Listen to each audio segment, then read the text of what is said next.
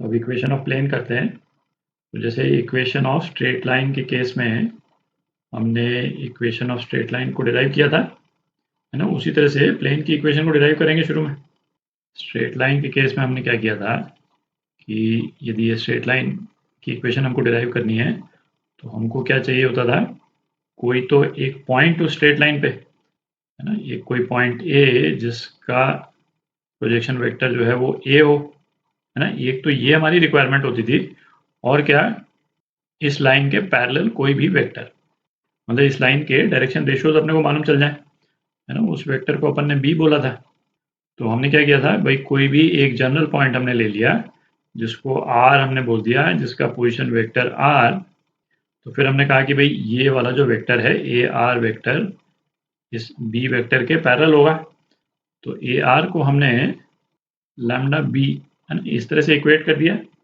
दो parallel vectors को इस तरह से हम इक्वेट कर सकते हैं, और आर की जगह अपन क्या लिख सकते हैं, R minus A is equal to lambda B, है ना। ये हमारी स्ट्रेट लाइन की इक्वेशन आ गई थी, ठीक। अच्छा, इसी तरह से हम जो है वो प्लेन की इक्वेशन को डिराइव करेंगे। तो प्लेन की इक्वेशन डिराइव करने के लिए हमारी रिक्वायरमेंट जो है वो क्या रहती है कि एक प्लेन बनाते हैं जरा। सपोज ये हमने 3D में एक प्लेन बना लिया। तो एक बेसिक रिक्वायरमेंट तो क्या हो गई भाई, हमको एक पॉइंट तो चाहिए ही प्लेन के ऊपर, ठीक। उसको अगेन, है ना, अपन पॉइंट ए बोल देते हैं, और इसका जो प्रोजेक्शन वेक्टर है इसको ए बोल देते हैं, ठीक। अच्छा, अब लाइन की केस में क्या है, यदि हमको कोई वेक्टर इस लाइन के पैरेलल मिल जाता है तो हमको इस लाइन का डायरेक्शन मिल जाता है ना। प्लेन के केस में ऐसा नहीं है ना। आप देख ही सकते हैं भाई, प्लेन का डायरेक्शन यदि हमको डिफाइन करने के लिए यदि हम सोचें कि लाइन से हो जाएगा, तो लाइन से तो हो नहीं पाएगा, क्योंकि इस तरह की तो कई लाइंस आ जाएंगी जो इस प्लेन पे लाई करेंगी। तो प्लेन पे लाई करने वाली लाइंस, या है ना, प्लेन पे लाई करने वाले वेक्टर्स हमको प्लेन का डायरेक्शन नहीं दे सकते हैं। प्लेन का डायरेक्शन यदि हमको यूनिकली पता करना हो तो प्लेन से परपेंडिकुलर यदि कोई वेक्टर मिल जाए हमको, है ना, वो वेक्टर यूनिक ही होगा, है ना। वेक्टर एन बोल देते हैं इसको। तो प्लेन का डायरेक्शन जो है ना, वो हम डिसाइड करते हैं प्लेन के परपेंडिकुलर एक वेक्टर से, ठीक। ये वेक्टर जो है वो प्लेन के परपेंडिकुलर है। तो अब यदि हमको प्लेन की इक्वेशन डिराइव करनी है, तो जैसे स्ट्रेट लाइन के केस में किया था, एक जनरल पॉइंट हमने ले लिया जिसका प्रोजेक्शन वेक्टर क्या है, आर। तो प्लेन पे लाई करने वाला ये वेक्टर है ना, ए आर वेक्टर, है ना। ए आर वेक्टर अगेन क्या हो जाएगा, R minus A. Straight line के केस में ये ए आर वेक्टर जो है बी के पैरेलल था, और यहाँ पे ये ए आर वेक्टर जो है वो एन के परपेंडिकुलर है। तो हम क्या रिलेशन यूज करेंगे कि भाई ए आर डॉट एन, ये क्या हो जाएगा, है ना, जीरो हो जाएगा। तो ये जो रिलेशन आया अपने पास में, ये प्लेन की इक्वेशन है। वेक्टर फॉर्म में प्लेन की इक्वेशन आ गई अपने पास में। अगेन इसको फिर अपन क्या लिख सकते हैं, R minus A dot N is equal to zero. तो ये वेक्टर फॉर्म में प्लेन की इक्वेशन आ गई। और जैसे स्ट्रेट लाइन के केस में हमने कार्टेशियन फॉर्म में भी स्ट्रेट लाइन की इक्वेशन निकाली थी। तो कार्टेशियन फॉर्म में यदि हम प्लेन की इक्वेशन निकालेंगे तो वो कोई भी जनरल पॉइंट है, इसके कोऑर्डिनेट्स अपन X naught Y naught Z naught, है ना, ये ले लें। तो ये जो है वो क्या हो जाएगा, एक्स नॉट आई plus Y naught J plus Z naught K, ठीक। अच्छा, और ये परपेंडिकुलर वेक्टर जो है वेक्टर एन, इसको ए बी और सी के फॉर्म में लिख लेते हैं अपन, है ना। ए आई बी जे प्लस सी के, क्योंकि प्लेन की जो इक्वेशंस अभी तक आपने देखी होंगी उसमें प्लेन के जो एक्स वाई जेड के जो कंपोनेंट्स होते हैं वो इसी तरह से डिपिक्टेड होते हैं, है ना, ए बी और सी के फॉर्म में, इसीलिए ले लिया। तो अब इन दोनों वेक्टर्स को इसमें यदि अपन डाल दें, है ना, तो क्या आ जाएगा अपने पास में, एक्स, है ना, आर की जगह पे जनरल वेक्टर, आर की जगह पे अपन क्या लिख रहे हैं, x i plus y j plus z k, ठीक। तो ये क्या आ जाएगा, एक्स माइनस एक्स नॉट आई plus y minus Y naught j, ठीक। ये तो आर माइनस ए हो गया, और डॉट एन ये हो गया ना, इज इक्वल टू जीरो। अब थोड़ी जगह कर लेते हैं, स्ट्रेट लाइन वाला पोर्शन मिटा देता हूँ। तो ये क्या आ जाएगा, है ना, डॉट प्रोडक्ट ले रहे हैं x minus x naught a plus y minus Y naught b c is equal to 0। ठीक, तो ये क्या आ गया, है ना, a x plus b y plus c z is equal to d, है ना।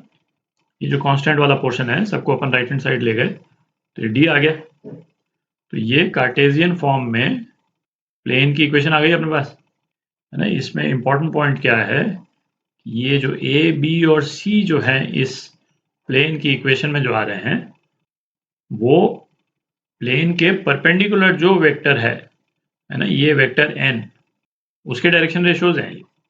ठीक, तो ये इंपॉर्टेंट पॉइंट है ना, इसको ध्यान में रखें। तो इक्वेशन ऑफ प्लेन को पता करने के लिए, है ना, प्लेन की इक्वेशन निकालने के लिए अपने को हर सिचुएशन में दो चीजें चाहिए होंगी। ठीक है, एक तो क्या, पॉइंट ऑन प्लेन, ठीक, और ये वेक्टर जो प्लेन के परपेंडिकुलर है ना। पॉइंट दिया हुआ नहीं होगा तो किसी तरह से निकालना होगा अपने को, है ना। ये परपेंडिकुलर वेक्टर दिया हुआ नहीं होगा, है ना, ऑब्वियसली क्लियरली तो दिया हुआ नहीं होगा मेजॉरिटी केसेस में, तो इसको अपने को निकालना पड़ेगा, है ना। ये दो चीजें आ गई तो उसको यूज करके हम प्लेन की इक्वेशन निकाल सकते हैं। तो प्लेन की इक्वेशन पता करने के लिए, है ना, किस तरह की सिचुएशंस आ सकती हैं, है ना, वैसी कुछ सिचुएशंस को डिस्कस करते हैं और उसके बेसिस में फिर न्यूमेरिकल्स करेंगे अपन, थोड़ी जगह बनाते हैं। तो अब कुछ सिचुएशन देखते हैं जिसमें हमको प्लेन की इक्वेशन निकालने की जरूरत पड़ सकती है। ठीक, तो पहली सिचुएशन, है ना, point and perpendicular line are given, मतलब प्लेन पे हमको कोई पॉइंट के कोऑर्डिनेट्स दे रखे हैं और इस प्लेन के परपेंडिकुलर कोई लाइन की इक्वेशन दे रखी है। तो इस पॉइंट के कोऑर्डिनेट से इस पॉइंट का पोजीशन वेक्टर अपन निकाल सकते हैं, है ना, ये निकल जाएगा। और ये जो लाइन की इक्वेशन जो अपने को दे रखी है इससे अपन इस प्लेन के परपेंडिकुलर जो वेक्टर है ना, उसको निकाल सकते हैं। और ये दोनों चीज अपने पास में आ जाए तो इस इक्वेशन में डाल करके इक्वेशन ऑफ प्लेन निकाल लेंगे अपन।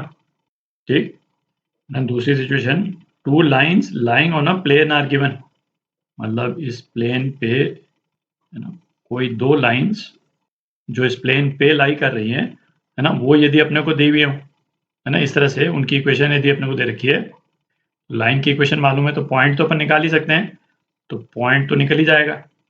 दूसरा अपने को क्या चाहिए, वेक्टर जो इस प्लेन के परपेंडिकुलर हो। तो इस लाइन की इक्वेशन से अपन एक ये वेक्टर निकाल सकते हैं जो इस लाइन के पैरेलल है और एक दूसरा एक ये वेक्टर निकाल सकते हैं, है ना, b2 वेक्टर जो कि इस लाइन के पैरेलल है। तो प्लेन के परपेंडिकुलर वेक्टर क्या हो जाएगा, जो b1 और b2 दोनों के परपेंडिकुलर है ना। b1 को मैं यहाँ पे भी लिख सकता हूँ, b1 और b2। तो b1 क्रॉस b2 जो है ना, किसी भी वेक्टर को अपन पहले ले लें। चलिए मैं यहाँ पे b2 क्रॉस b1 लिख देता हूँ क्योंकि इस तरह से यहाँ पे बना हुआ है इसलिए मैं लिख रहा हूँ। तो b1 क्रॉस b2 वाला जो वेक्टर है वो n वेक्टर का काम करेगा। तो हमारी इक्वेशन क्या हो जाएगी, है ना, ये भी एक इंपॉर्टेंट इक्वेशन है प्लेन की, r minus A dot b1 cross b2 is equal to 0। ये प्लेन की इक्वेशन हो गई और ये स्केलर ट्रिपल प्रोडक्ट है, दिख ही रहा है। तो यदि इस तरह की इंफॉर्मेशन है अपने पास में तो अपन सीधा जो है ये डिटर्मिनेंट को लिख करके, है ना, x minus x naught, Y minus Y naught, Z minus Z naught, और ये b1 b2 के आई जे के जो कोएफिशिएंट्स हैं उसको अपन लिख सकते हैं यहाँ पे, है ना, b1x, b1y, b1z और b2x, b2y, b2z, है ना, इज इक्वल टू 0। तो आपकी प्लेन की जो इक्वेशन है ये प्लेन की इक्वेशन आ गई। ये वाला रिलेशन, इससे सिमिलर रिलेशन आप रिकॉल करें जब अपन ने कोई दो लाइंस को प्लेनर हैं कि नहीं उसको जब अपन चेक करते थे तो इस तरह का रिलेशन यूज करते थे। वहां पे r माइनस ए की जगह a2 माइनस a1 होता था, याद है ना। a1 एक पॉइंट पहली लाइन पे और a2 एक पॉइंट दूसरी लाइन पे। तो ये भी इंपॉर्टेंट रिलेशन है आपके पास में, इक्वेशन ऑफ प्लेन जो है वो सीधा ही आ जाता है इससे। तो तीसरी सिचुएशन देखते हैं, 3 points on plane are given, plane पे कोई 3 पॉइंट दे रखे हैं, ए बी और सी दी बोलते हैं इसको, और हमको प्लेन की इक्वेशन निकालनी। हमको प्लेन की इक्वेशन के लिए बेसिकली क्या चाहिए, एक तो पॉइंट चाहिए, तो हमको तो 3 दे रखे हैं, ठीक है, तो पॉइंट वाला पॉइंट ये एस्पेक्ट तो कवर हो गया। और दूसरा हमको क्या चाहिए, एक वेक्टर जो कि परपेंडिकुलर है। तो इन पॉइंट्स को यूज करके हम परपेंडिकुलर वेक्टर तो निकाल ही सकते हैं। भाई हम ये ए सी जो है ना, इसको यदि मैं B1 बोल दूं और ए बी इसको B2 बोल दूं, या चलिए इसको B1 बोल देते हैं, इसको B2 बोल देते हैं, तो डायरेक्शन के पॉइंट ऑफ व्यू से है ना, क्योंकि डायरेक्शन बनाएंगे अब अपन, तो परपेंडिकुलर वेक्टर जो है वो क्या हो जाएगा, B1 क्रॉस B2, है ना। तो ये परपेंडिकुलर वेक्टर निकल गया और उसको यूज करके है ना इस वाली इक्वेशन से प्लेन की इक्वेशन निकाल सकते हैं अपन। ठीक, एक और सिचुएशन देखते हैं। तो नेक्स्ट सिचुएशन देखते हैं, 2 points and perpendicular plane are given. मतलब दो तो पॉइंट्स दिए हुए अपने को, पॉइंट ए और बी बोल देते हैं, और एक प्लेन की इक्वेशन दे रखी है जो इस वाले प्लेन के परपेंडिकुलर है। मतलब दूसरा वाला प्लेन जो है, इसको यदि आप विजुलाइज करें तो ये कुछ इस टाइप का बन जाएगा। आप देख रहे हैं, मैंने परपेंडिकुलर है, इसके थ्रू जा रहा है, और ये बाकी वाला पोर्शन जो है वो इस तरह से कुछ। और ये वाला प्लेन जो है अपने को किस फॉर्म में दिया हुआ होगा, ये वाला प्लेन अपने को इस वाले फॉर्म में दिया हुआ होगा। तो आप देखें, ये 2 पॉइंट जो अपने को दे रखे हैं, तो एक तो पॉइंट तो मिल ही गया अपने को। हमको एक वेक्टर चाहिए जो कि जो रिक्वायर्ड प्लेन है उसके परपेंडिकुलर हो। अच्छा, एक वेक्टर अपने प्लेन के पैरेलल, एक तो ये मिल गया, ए बी से मिल जाएगा अपने को, और दूसरा वेक्टर कहाँ से मिल जाएगा, ये जो सेकंड प्लेन जो मिला है, इस सेकंड प्लेन के परपेंडिकुलर डायरेक्शन वाला जो वेक्टर है ना, वो तो अपने को इस वाली इक्वेशन से मिल जाएगा, है ना। इसको मैं यदि n2 बोल दूं, तो ये ए बी और सी जो है ये क्या है, n2 ही तो है। n2 जो है ना, ये अभी अपन ने डिस्कस किया था, ए आई प्लस बी जे प्लस सी के, ये n2 है जो कि एक ग्रीन वाले प्लेन के परपेंडिकुलर है। और ग्रीन वाले प्लेन के परपेंडिकुलर हो गया, इसका मतलब जो हमारा वाला रिक्वायर्ड प्लेन है उसके पैरेलल हो जाएगा ये। तो हमको जो वेक्टर चाहिए हमारे वाले प्लेन के परपेंडिकुलर, है ना, ये n1 वेक्टर है ना, ये क्या हो जाएगा, ए बी वेक्टर, ये तो 2 पॉइंट से हम निकाल लेंगे, है ना, क्रॉस प्रोडक्ट n2 वेक्टर। ठीक, दोनों ही चीजें आ गई अपने पास में, पॉइंट आ ही गया और परपेंडिकुलर वेक्टर भी आ गया। और ये चीज याद रखें कि जब भी दो वेक्टर्स के क्रॉस प्रोडक्ट को यूज करके अपन परपेंडिकुलर वेक्टर निकाल रहे हैं, उन सभी केसेस में, है ना, प्लेन की इक्वेशन जो है सीधा ये वाला रिलेशन लगा करके हम निकाल सकते हैं। ठीक, एक और सिचुएशन देख लेते हैं लास्ट। तो ये सिचुएशन देखते हैं, 1 point and 2 perpendicular planes are given. मतलब एक तो पॉइंट दे रखा है, तो पॉइंट तो मिल ही गया अपने को, 2 परपेंडिकुलर प्लेन दे रखे हैं, है ना। दूसरे प्लेन को यदि अपन विजुलाइज करें, कुछ इस टाइप से बनाता हूं मैं जरा, ये देखें, ये भी परपेंडिकुलर ही है, आप देख रहे हैं, इस वाले प्लेन के, है ना, ये दूसरा वाला प्लेन ये भी परपेंडिकुलर है, और इसका जो वेक्टर है, इस वाले ये पिंक वाले प्लेन के जो परपेंडिकुलर वेक्टर है कुछ इस डायरेक्शन में, इसको मैं n2 बोल देता हूँ। तो अगेन जो लॉजिक अपन ने इसके प्रीवियस वाले एग्जांपल में यूज किया था, है ना, उसको यूज करके हम जो हमारा रिक्वायर्ड प्लेन का जो परपेंडिकुलर वेक्टर है, इसको मैं n3 बोल देता हूँ, इस केस में n3 को निकाल सकते हैं। भाई इस केस में क्या है, ये जो n1 और n2 जो है, n1 n2 जो है हमारे रिक्वायर्ड प्लेन के पैरेलल हो गए। तो जो ये n3 वाला जो वेक्टर जो हमको निकालना है, ये क्या हो जाएगा, n1 क्रॉस n2, दिख रहा है। और फिर, है ना, ये वाला रिलेशन यूज करके हम प्लेन की इक्वेशन निकाल सकते हैं। बेसिकली क्या है, एक तो, है ना, ये रिलेशन, इसको ध्यान में रखें, है ना, बार बार यूज होगी, क्योंकि ये b1 क्रॉस b2 वाला जो सिचुएशन है ये आप कई बार यूज करेंगे। तो जब भी प्लेन की इक्वेशन निकालनी हो, हमको क्या ढूंढना है, एक तो पॉइंट और एक परपेंडिकुलर वेक्टर। ठीक,